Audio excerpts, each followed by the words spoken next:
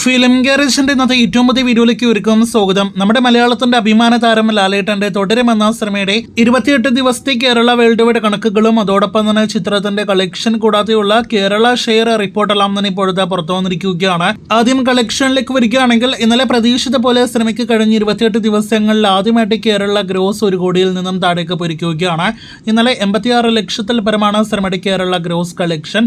അങ്ങനെ സിനിമയുടെ ആകെ കേരള ഗ്രോസ് വെറും 28 ദിവസങ്ങൾ കൊണ്ട് 114 കോടി 37 ലക്ഷത്തിലേക്ക് എത്തപ്പെട്ടിരിക്കുകയാണ്. അതേസമയം ചിത്രത്തിന്റെ ഇന്നലത്തെ വേൾഡ് വൈഡ് ഗ്രോസ് പുറത്തു വന്നിട്ടില്ല. പക്ഷേ 226 കോടി കടന്നിരിക്കുന്നു എന്ന് ഉറപ്പാണ്. 226 കോടി 50 ലക്ഷത്തിന് മുകളിലെ വേൾഡ് വൈഡ് ഗ്രോസ് ആണ് നിലവിൽ നാം പ്രതീക്ഷിക്കുന്നത്.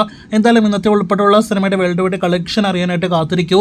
ഇതിനിടയിൽ തുടരും എന്ന സിനിമയുടെ കേരള ഷെയറിനെ കുറിച്ചുള്ള റിപ്പോർട്ടുകൾ പുറത്തു വരുമ്പോൾ 50 കോടി മലയാള സിനിമ ഇൻഡസ്ട്രിക്ക് ആദ്യമായിട്ട് വേൾഡ് വൈഡ് ബോക്സ് ഓഫീസിലും കേരള ബോക്സ് ഓഫീസിലും കാണിച്ചു തന്ന അതേ ലാലേട്ടൻ ഇപ്പോഴത്തെ നമ്മുടെ കേരള ബോക്സ് ഓഫീസ് ഷെയർ കളക്ഷനും ആദ്യമായിട്ട് 50 കോടി കാണിച്ചു തരാനായിട്ട് ഒരുങ്ങുകയാണ്. സിനിമയുടെ ആകെ കേരള ഷെയർ 114 കോടി ഗ്രോസ് എത്തപ്പെട്ടപ്പോൾ 49 കോടി പിന്നിട്ടിരിക്കുന്നു എന്നൊരു റിപ്പോർട്ടാണ് വന്നിരിക്കുന്നത്.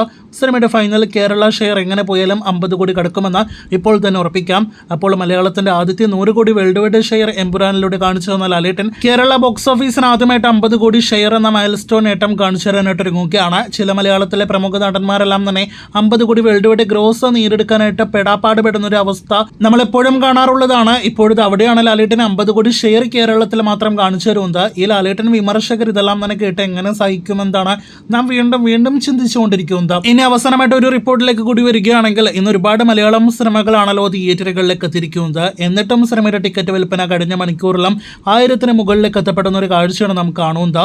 ഇതുവരെ സിനിമയുടെ ഒരു ബുക്കിംഗ് തരംഗം അവസാനിച്ചിട്ടില്ല എന്ന് ഈ റിപ്പോർട്ടിൽ നിന്ന് വ്യക്തമാകുന്നു.